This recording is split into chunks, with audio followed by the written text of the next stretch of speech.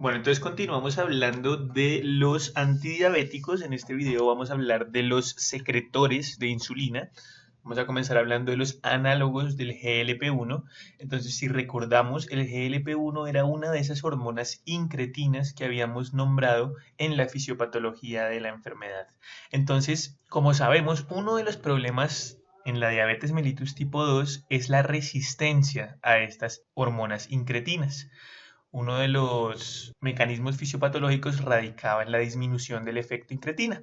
Entonces, si nosotros damos exógenamente hormonas que sean similares a ese GLP-1 y que puedan desencadenar el mismo efecto incretina, entonces vamos a favorecer la secreción de la insulina. Entonces, de esta forma podemos recordar que cuando la glucosa se obtiene por vía oral y llega al estómago, alcanza el intestino, alcanza el duodeno, el yeyuno, el ilion, se va a estimular la liberación de esta hormona GLP-1 que finalmente estimula la secreción de insulina en las células beta del páncreas y que finalmente esto va a suprimir el apetito y además la insulina nos va a favorecer la entrada de glucosa a los tejidos periféricos y el GLP-1 además nos va a inhibir la secreción de glucagón por las células alfa, que son principalmente tres: el liraglutide, el exenatide y el semaglutide. Hay algunos otros también, pero estos son los más importantes. Entonces, los análogos del GLP-1 hacen parte de los mejores agentes de segunda línea que tenemos. Tienen una eficacia moderada, no reducen tanto la glicosilada como si lo puede hacer la metformina, pero logran un buen porcentaje, alrededor de un 1%. Han demostrado disminuir el riesgo cardiovascular a partir de un estudio que se conoce como el estudio LEADER, donde se demostró esta disminución del riesgo. Favorecen la pérdida de peso, por lo cual deben preferirse en pacientes obesos que no hayan mejorado con metformina. Son capaces de disminuir de 1 a 3 kilogramos en 30 semanas y tienen también un bajo riesgo de hipoglicemia.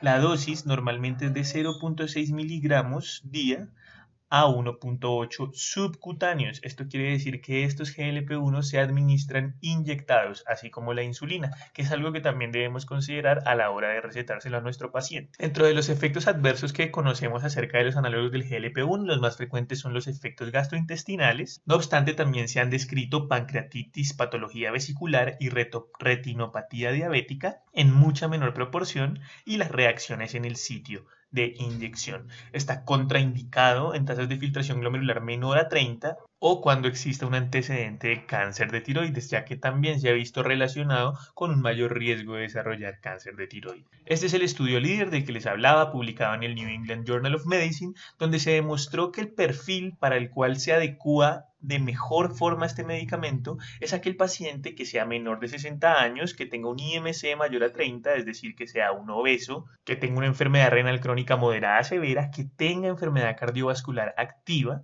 que tenga una glicosilada mayor a 8.3% y una diabetes de larga instauración. Estos fueron los pacientes que más beneficiados se vieron por el uso del liraglutide en la terapia para la diabetes tipo 2. Como podemos darnos cuenta, es bastante caro, más o menos 200.000 pesos colombianos, lo que vienen siendo al día de hoy $50. Si hacemos la relación con lo que habíamos visto de la metformina, costaban $10, alrededor de 30 pastillas. Aquí solo una pluma prellenada nos cuesta $50. Es por esta razón que es de mucho mayor costo-beneficio la metformina que el liraglutide. Vamos entonces con los inhibidores del DPP-4. Entonces su mecanismo de acción es muy similar al de los análogos del GLP-1. ¿Por qué? Porque resulta que este DPP-4, una enzima que se conoce como dipeptidilpeptidasa 4, es la enzima encargada de degradar al GLP-1. Entonces, si nosotros inhibimos al degradador, lo que vamos a tener es mayor concentración del GLP-1. Y si tenemos mayor GLP-1, entonces vamos a tener una mayor liberación de insulina. Por lo tanto, estos inhibidores del DPP-4 también aumentan el efecto incretina. Estos inhibidores del DPP-4 también son tres principalmente: la sitagliptina, la vildagliptina y la linagliptina. Terminan en gliptina. Son el mejor agente de segunda línea según la guía colombiana y se considera así debido a su bajo costo. Tiene una eficacia leve, reduce menos del 1% la glicosilada, a diferencia de los análogos del GLP-1, pero en comparación a ellos tienen un precio mucho más barato. Adicionalmente se dan por vía oral, en tabletas, y el precio es de alrededor de $15 o 60.000 pesos. Se administran las dosis que vemos acá Y las reacciones adversas a este medicamento son más bien raras. Entre ellas se encuentra descrita la cefalea, se ha sospechado que pueda estar relacionado con aumento de la infección del tracto respiratorio superior, con enfermedad inflamatoria intestinal, con pancreatitis, pero la evidencia no es muy sólida, la causalidad tampoco ha sido muy bien demostrada, entonces no hay efectos adversos claros respecto al uso de estos medicamentos. Está contraindicado en tasas de filtración glomerular menor a 30, a excepción de la linagliptina, por lo cual esta linagliptina viene siendo extremadamente útil en el manejo de los pacientes diabéticos que tengan una tasa de filtración glomerular por debajo de 30. Y finalmente, dentro de los secretores de insulina se encuentran las sulfonilurias. El mecanismo de acción de las sulfonilurias radica en inhibir los canales de potasio dependientes de ATP en la célula beta. Entonces, ¿cómo es esta cosa? Lo primero que tenemos que saber para poder entender cómo funcionan estas sulfonilurias es saber cuál es el mecanismo de secreción de la insulina. Entonces, cuando una persona come y se incrementa su glucosa en sangre, esa glucosa eventualmente va a llegar a las células beta del páncreas.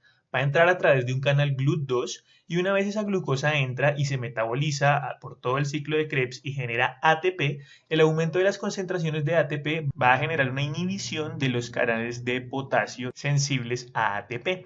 Entonces, cuando se bloquean estos canales de potasio, el potasio no puede salir de la célula, genera una despolarización de la célula y esa despolarización va a generar un influjo de calcio, hace que se abran canales de calcio y ese influjo de calcio que entra va a ser el estímulo para que las vesículas que están cargadas de insulina sean liberadas hacia la sangre. De esta forma es que ocurre la secreción de insulina. Entonces, ¿qué es lo que van a hacer estas sulfonilurias? Las sulfonilurias van a aumentar esta inhibición de los canales potasio dependientes. Y al nosotros tener más inhibidos estos canales de potasio, vamos a despolarizar más estas células, habrá un mayor influjo de calcio y por lo tanto va a haber una mayor secreción de insulina. Bien, dentro de las sulfonilurias hay bastantes, las más conocidas son la glibenclamida, la glimepirida, la glipizida y la glicazida. Casi todas comienzan por gli. Tiene una eficacia altísima, es capaz de reducir la hemoglobina glicosilada hasta en un 2%, pero al ser tan buena para bajar los valores de glicemia, tiene un alto riesgo de generar hipoglicemia. Son de muy bajo costo, lo que las hace muy útiles en medios de bajos recursos y adicionalmente se describe que llegarían a poder ser usadas en enfermedad renal crónica.